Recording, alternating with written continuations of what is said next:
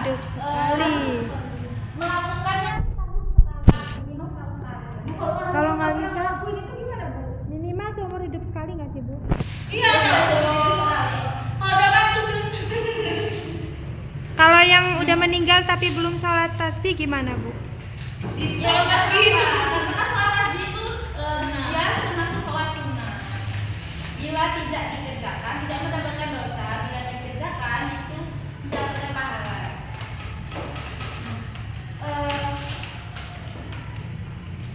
Niat sholat tasbih. Ya, saya jadi tata cara sholat tasbih.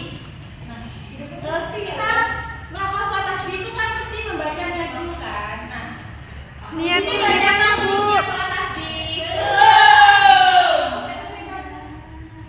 Nah, ya, sholat tasbih itu bisa dikerjakan sholat tasbih itu kan apa ya? Bisa dikerjakan dua atau ya misalkan dua rakaat satu salam atau bisa langsung 4 rakaat satu salam gitu ya.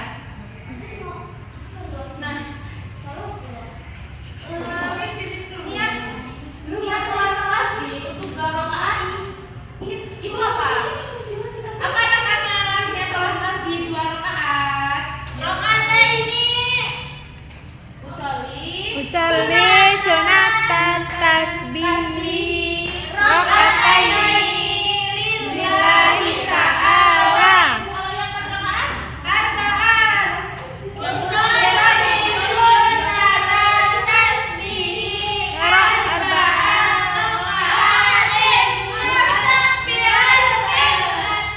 Lillahi ta'ala.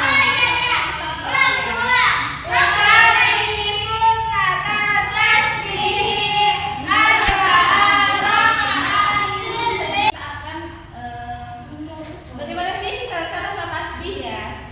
Jadi sholat tasbih itu seperti sholat biasa, sholat yang sholat wajib lah, biasa gerakannya seperti itu. Tetapi di setiap gerakan sholatnya ini harus terdapat bacaan tasbih. Nah, kita akan mempraktekkan. Tadinya kita akan membahas bagaimana tata cara sholat tasbih. Nah, jadi sholat tasbih itu seperti gerakannya seperti sholat biasa, sholat wajib, sholat yang sehari-hari kita lakukan. Dalam sholat tasbih itu terdapat, jadi gini kan, sholat tasbih itu bisa dilakukan 2 rakaat satu salam, 2 rakaat satu salam, dan bisa langsung. Jadi bacaan tasbih dalam sholat tasbih itu terdapat 300 tasbih. Nah, apabila orang tersebut melakukan sholat tasbih 2 rakaat satu salam, itu per 2 rakaat itu dia membaca 75 tasbih. Nah, apabila dikali 2 kan dan itu 300 tasbih. Nah, bagaimana sih cara melaksanakan sholat tasbih? Ya seperti biasa, sebelum sholat kita pasti niat. Nah, setelah itu membaca cara sholat tasbih. Jadi sholat tasbih itu seperti sholat wajib biasanya, yaitu pertama kita membacanya. Setelah itu takbiratul ihram dan membaca doa iftitah. Setelah membaca doa iftitah, itu kita membaca Al-Fatihah dan surat pendek. Lalu setelah itu kita membaca tasbih. Dibaca tasbih sebanyak 15 kali. Nah, tasbih yang pertama maksudnya di gerakan yang pertama ini dia membaca 15 tasbih. Kemudian dia ruku itu membaca 10 tasbih. Bangun dari ruku itu membaca 10 tasbih. Kemudian sujud itu membaca 10 tasbih. Duduk di antara 2 sujud itu membaca 10 tasbih. Dan sujud kedua itu membaca 10 tasbih. Dan itu dilakukan, dan tasbih itu dan seterusnya itu membaca tasbih gitu ya. Ibu coba. Jadi setiap gerakan sholat, setiap gerakan sholat itu harus disertai dengan tasbih.